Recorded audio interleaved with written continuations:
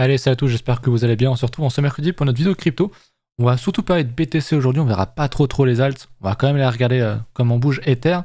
Mais bon, il y a du mouvement sur BTC, donc forcément, on va en parler. Juste avant ça, je fais un petit point au niveau des news. Rapidos, on a pas mal de FUD sur Binance, évidemment, t'as FTX qui tombe. On cherche la petite mouche à chaque fois, je pense que c'est un peu ça. Il y a eu un record, pas un record du coup, justement, parce que CZ a dit que c'était même pas dans le top 5 des plus gros retraits de la plateforme. À l'issue de FUD, sur Twitter, sur l'incapacité de withdraw à un moment donné certains tokens parce que les banques n'étaient pas ouvertes, donc ils ne pouvaient pas faire la conversion crypto, je crois que c'était en USDC, contre les cryptos. Il y a quand même 1,9 milliard de dollars qui a été withdraw en 24 heures, ce qui est loin d'être le record, il l'a dit même pas dans le top 5. Donc au final ça s'est quand même plutôt bien calmé. On l'a sinon, CZ par contre ça dure depuis un petit moment, on le sait, il a une enquête sur lui depuis 2018, côté américain pour fraude, pour blanchiment, etc., etc., etc. On se doute bien qu'il est sans doute pas tout blanc, mais il n'y a jamais eu rien qui a été prouvé pour l'instant. Après, on verra ce que ça donnera, mais si jamais il est inculpé un jour, ça sera pas très bon pour Binance et pour les cryptos. On risque de le sentir bien passer, même si en fait il vaudrait mieux que CZ se fasse inculper et que Binance soit repris par la seconde main et qu'il n'y ait plus de problème, plutôt que Binance ferme et ait un problème comme FTX. On est très loin de ça. Qu'on soit bien d'accord, c'est sans doute du FUD. Mais dans tous les cas, c'est un bon rappel pour vous rappeler de ne jamais laisser trop d'argent sur les exchanges. Sinon, SBF, vous l'avez sans doute vu, il s'est fait incarcérer. Il devait témoigner, enfin, c'est pas témoigner le terme, mais se justifier devant la justice américaine. Il avait dit non parce qu'en fait, il n'avait pas le temps, donc excuse un peu minable. Et derrière, il s'est fait inculper du coup côté Bahamas. Et c'est pas les prisons françaises là-bas, hein. J'ai vu des images qui tournent. C'est une des pires prisons en termes de taux d'incarcération et de conditions aussi, qui serait même dite comme étant non humaine. Alors évidemment, on va pas le plaindre, même si on souhaite ça à personne, mais il risque d'y rester, je crois, 115 ans, il pourrait être inculpé, voilà, 115 ans max. Si toutefois, il est condamné pour ça. 8 chefs d'accusation, il a essayé de sortir en faisant passer son véganisme et je sais plus quoi. J'ai vu ça passer sur Twitter, j'ai enlevé le tweet, mais c'était un tweet sérieux. Parce qu'il il souffre de dépression, d'autres troubles, plus véganisme, et en gros, son avocat essaie de faire passer ça comme étant le plus simple, c'est qu'il sorte, qu'il ait un bracelet électronique, et voilà, bon, ça a été refusé très vite, mais peut-être qu'un jour ça sera accepté, qui sait. Voilà, donc côté SBF, enfin en prison pour l'instant, en attente de jugement bien sûr, mais ça fait quand même assez plaisir. Je sais pas si on avait des images là-dessus. On n'a pas d'images. Je pensais que j'avais des images de la prison là-bas. Mais c'est quand même du très sale. Mais encore une fois, on va pas le plaindre. Je veux dire, il a volé. Enfin, il a volé. Il a volé et perdu tellement d'argent aux gens que, en fait, chat, comme on dit, mérité. Bref, BTC, on y vient.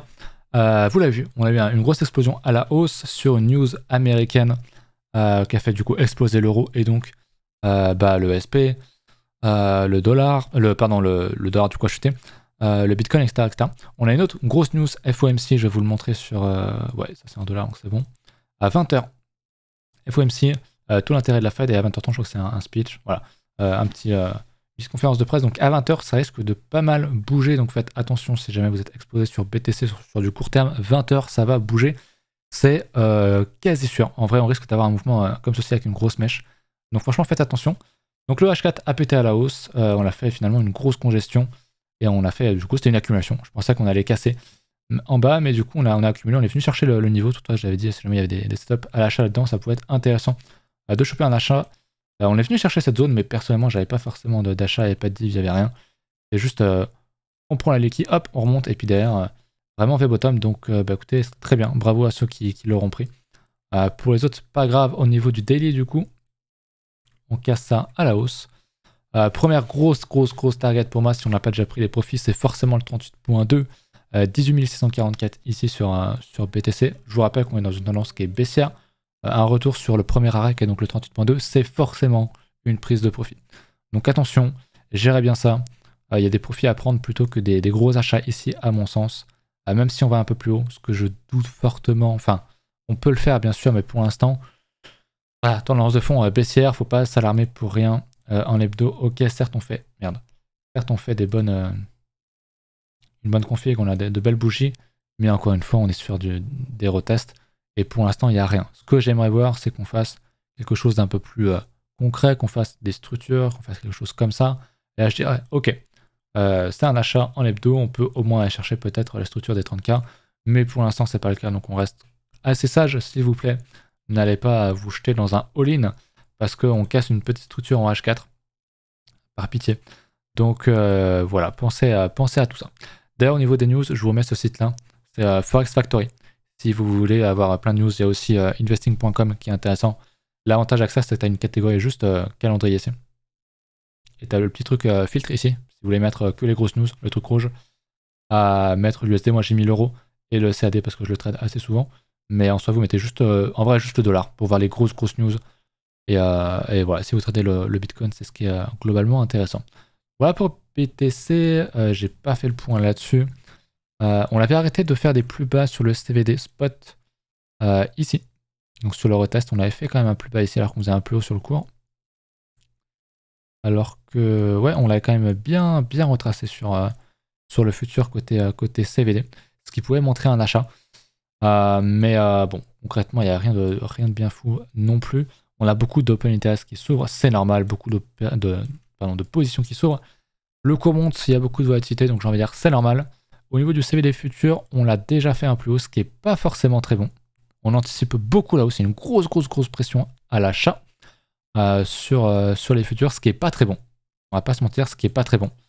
Au niveau du spot, bah, c'est un peu pareil. On l'anticipe pas mal, un peu moins, mais c'est quand même une grosse pression à l'achat. Ce que j'aimerais pas voir, c'est qu'on fasse un plus haut et qu'on ait toujours bien sûr le CVD, les deux CVD qui montent.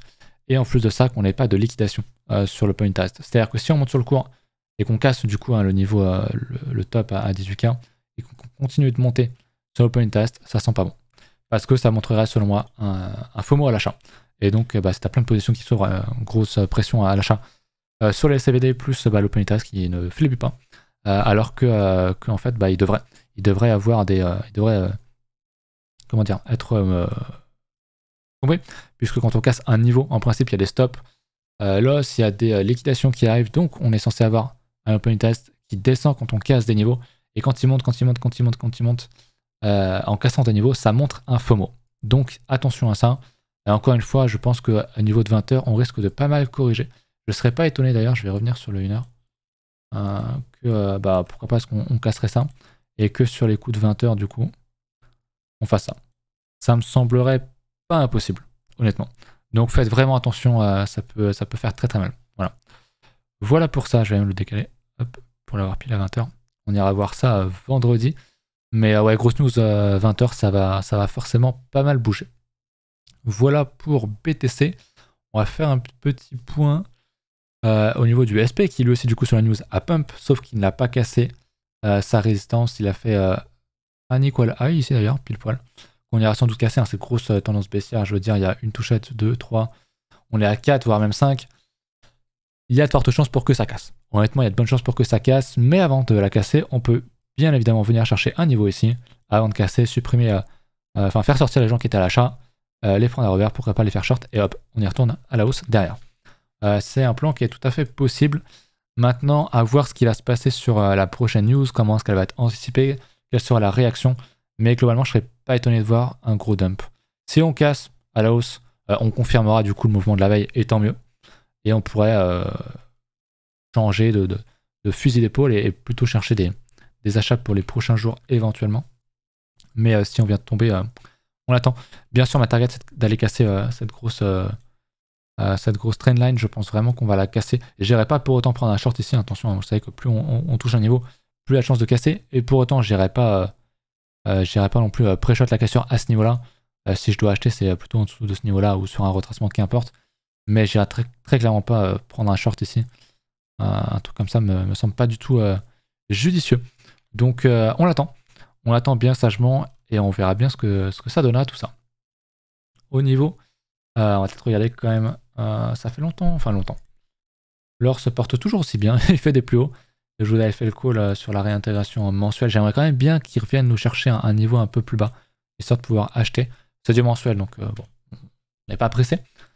Mais quand même, j'aime bien voir ça. Ça fait longtemps par contre que j'ai pas regardé MicroStrategy qui pue un peu la merde, qui reteste des niveaux, mais concrètement, c'est pas très beau. Je voulais voir aussi Coinbase qui fait un plus bas, donc c'est quand même pas très beau non plus à voir. Et je voulais enfin voir bien sûr le dollar qui du coup lui fait un plus bas. Alors on est toujours dans ce gros niveau ici. Donc on fait un plus bas, on fait un plus bas, on fait un plus bas encore et encore et encore et encore. Ok. Super. Jusqu'à quand c'est ma question. Si je regarde en daily, est-ce qu'on peut du coup tracer maintenant? Pourquoi pas? Est-ce qu'on aurait un wedge du coup pour les fans de pattern? Wedge, si on le trace comme ça, après si on veut respecter les mèches, on aurait plus un canal baissier. Je vais mettre en mode wedge parce que je préfère ça. C'est plus personnel. Mais si on casse à la hausse, on pourrait aller facilement rechercher cet order block bear qui peut être une bonne target. Si on casse ça, pourquoi pas? Pour l'instant, il n'y a rien, on est quand même très baissier. Si j'en remets l'hebdo, hein, je vous remontre. Mais bon, concrètement, c'est une très bonne chose d'avoir buté ici. Je suis assez content qu'on l'ait fait. Ça nous laisse un peu de chance pour BTC. Mais viendra un moment donné où on va sans doute bounce, ne serait-ce qu'un petit peu. Et là, on va le sentir passer sur BTC a priori. Donc attention à ce dollar. Franchement, je pense que regardez ce niveau-là. Voir si on casse la trendline, le pattern même, candlestick, est à forcément à surveiller parce que ça risque de bien bouger derrière. Voilà pour ça. Je voulais voir du coup Ether, qui a sans doute dû beaucoup bouger. Il y a beaucoup d'alt qui bougent aussi depuis 2 jours. Ether, j'ai peut-être déjà passé, non. Ether qui casse, bon, il suit globalement BTC. Rien à signaler, on a bien cassé ce niveau-là qui était très évident. Beaucoup de mèches, on l'a cassé, ok. On est en train de refaire un autre niveau de mèche ici, mais qu'on va sans doute bien casser très prochainement. Bon, Ether au niveau des targets, c'est pareil, hein, moi je mettrais un Fibo de ce niveau-là. Hop, je prendrai ça. Tac, voilà, le 38.2, on est quasiment 50%. Il y a le Vegas qui est pas loin, bon, c'est des prises de profit, évidemment, voire des entrées en short. Plutôt que des achats, ça c'est compris de tout le monde, je pense, depuis le moment que j'en parle. Par contre, il y a toujours ce niveau en dessous que j'aime pas du tout, je le redis, mais j'aime pas du tout ce genre d'action du prix. Pour moi, c'est potentiellement un retest et une cassure de ce niveau-là qui arrivera à un moment donné ou pas. Mais je préfère le voir et toujours avoir le scénario de me dire, ok, peut-être qu'on ira plus bas, donc comment est-ce que tu fais pour te protéger? Quels sont tes scénarios? Et à quel moment tu te dis, ok, c'est foutu, on va plus bas, et éventuellement tu rentres en short. Au niveau de sa paire BTC, j'aime bien le 3 jours. Et bah on attaque encore et encore. La résistance, elle va casser à un moment donné. Peut-être encore une fois que je dis, c'est grâce à ça que je vais vite le voir. Hein. Peut-être que on a un bottom de cycle et qu'on va entamer quelque chose, une grosse construction, une décoration sur les alts. Alors pas tout de suite. Ça peut arriver que dans plusieurs semaines, voire même mois. Typiquement, saisonnalité, début de saison prochaine, février-mars, ça me semble quelque chose de tout à fait possible, où on casserait du coup ce niveau-là. Donc sur Ether, il y aurait vraiment une continuation de la tendance de fond, qui est haussière, je le rappelle. Okay. Et donc, on aurait une grande pause de ce bear market, je dirais en tout cas, si on peut l'appeler ainsi, et une reprise du coup à la hausse des alts, en tout cas à minima d'Ether, et a priori, le reste devrait suivre, mais c'est pas du tout d'actualité pour l'instant. Tant qu'on ne casse pas le point haut ici à 0.0886, si mes yeux ne me font pas défaut, pour moi il y a toujours le cas largement possible où Bitcoin fait un plus bas. Et Ether bien sûr. Donc il n'y a rien de sûr pour l'instant, on est encore entre deux scénarios selon moi. Mais bon, comme je le dis, hein, dans tous les cas, si vous faites de l'investissement long terme, c'est beaucoup plus intéressant d'acheter, je me remets en linéaire, d'acheter ici, que d'arriver dans un marché où tu te dis oh, c'est trop bien les cryptos, ça monte, vas-y j'achète petit à petit, ou j'achète ce que je suis prêt à perdre 2000 balles, vas-y je les mets là. Non, bien sûr, tu préfères poser des sous quand tu as beaucoup moins de volatilité, quand tu es en train de perdre beaucoup sur les graphiques, même si j'ai déjà dit, on n'a pas retracé énormément sur ce niveau là. Voilà, on est à moins 77, les autres années on faisait moins 80, moins 85, on peut s'arrêter là, bien sûr, encore une fois. Mais je préfère me dire qu'on peut aller beaucoup plus bas. Après, la zone ici, c'est une zone que vraiment beaucoup de monde voit. J'en parle depuis un petit moment, mais c'est le niveau un peu évident maintenant pour tout le monde. Donc j'ai de ce côté un petit peu esprit contrarien, où je me dis, bon bah si tout le monde le voit, on n'ira jamais. Soit on ira beaucoup plus bas, ce que je doute fortement, honnêtement. Soit juste on n'ira jamais, on va laisser les gens penser à acheter, hop, on va repartir. Même si le halving est beaucoup plus loin, c'est quelque chose à surveiller. À noter aussi qu'on a un beau retest de la TH qui arrive pour la première fois de son histoire, ok, en termes de cycle. Donc en général, si ça arrive une fois, c'est à prendre en considération. Quand tu as un truc qui arrive 3 4 fois, quand tu as beaucoup de récurrence, tu peux être sûr que la fois où tu le remarques, et ça marche plus. C'est souvent comme ça que ça arrive malheureusement. C'est comme ça que ça marche. Mais voilà, en plus on a une div, une double div qui a été validée semaine dernière, j'avais pas noté, mais le signal est là. Donc on a bien une div, une double div, le signal semaine dernière, ici. Donc oui, pour moi, il y a des raisons d'être à l'achat. Il y a des raisons d'être à l'achat. Mais je préfère rester sceptique en me disant, ok, peut-être qu'on ira quand même un peu plus bas, c'est pas impossible. Mais il faut quand même le garder en tête. Dans tous les cas, le DCA, c'est toujours le mieux à faire. Je vous referai un point du bot DCA sur Babit. Je vous remets le bandeau pour ceux qui sont intéressés. Et il y a la vidéo tuto où j'explique comment est-ce que je fais sur Babit. Si vous voulez y passer, n'hésitez pas. Je rappelle que je ferai gagner 25% des gains de mon propre bot où je mets l'argent des référals dedans. Voilà pour ça. Je vais quand même regarder vite fait si on n'a pas des alts qui explosent à la hausse. Je pense qu'on a forcément, histoire d'en regarder une ou deux. On est qu'à 16 minutes de vidéo. On va regarder sur le top 100. Et il me semblait avoir vu un truc avec le XRP. Non, le Toncoin, soit j'avais vu. Le sol, en vrai, c'est vraiment que des shitcoins qui bougent. Il n'y a pas grand chose. En vrai, malgré le move de BTC, il y a surtout Ether qui suit. Le reste a un peu de mal. Si on regarde, je sais pas, un gros truc genre Cardano, le ADA, ouais, il suit pas du tout. Il suit pas du tout. Il y en a beaucoup qui suivent pas. C'est assez étonnant en vrai. Le sol aussi. Bon, le sol est fortement impacté par ce qui se passe sur bien-être. Ouais. Par ce qui se passe sur FTX. D'ailleurs, j'avais cru voir que le FTT avait pump récemment. Ouais, non, je pensais pas. Parce que j'ai vu qu'il avait pump sur l'annonce de l'arrestation de SBF, je crois, ou de je sais plus quoi. Ça devait être ce jour-là. Bon, de toute façon, c'est intraitable maintenant, et qu'est-ce que tu veux faire de ça? C'est fini. Mort et enterré, il n'y a plus rien à voir. Ceci dit, j'ai vu que les régulateurs. Ah non, c'était pas les régulateurs, c'était. Je crois que c'est John Ray, son nom, je suis pas sûr. La personne qui a repris les mains de FTX, parce que l'entreprise existe toujours, a dit qu'il avait réussi à sauver 1 milliard d'assets de clients. Mais je crois qu'il y a eu à peu près 10 milliards ou 8 milliards, un truc comme ça, de pertes. Donc techniquement, si un jour les fonds sont redonnés aux clients et pas aux autres, vous récupériez max 10% en fait. Donc ça reste nul. Concrètement, ça reste totalement foireux. C'est très clairement de l'argent perdu. Mais ça, je pense que beaucoup l'ont compris. Voilà, j'ai pas grand chose d'autre à ajouter. Je vais aller vite fait sur mes grosses alts. Ah, je sais. Le LTC, comme c'est quelque chose qui m'intéresse pas mal, je voulais voir un petit peu où est-ce qu'il en était. Ok, le LTC est pas trop mal. On avait parlé de cette... pas l'avoir ailleurs en plus de LTC USD. Calculé par TradingView, voilà. Le LTC, j'en parlais, il a un beau double bottom ici. On en parlait. Donc, il y a quand même des trucs sur les alts. Hein. Il y a quand même des trucs sur les alts qui font que c'est quand même aussi, j'en parlais, j'allais ce côté, les alts ont l'air de confirmer certaines. Ether aussi. La BTC qui est pas très propre. Le Fonda est pas très propre. Enfin, l'actualité économique est pas très très propre.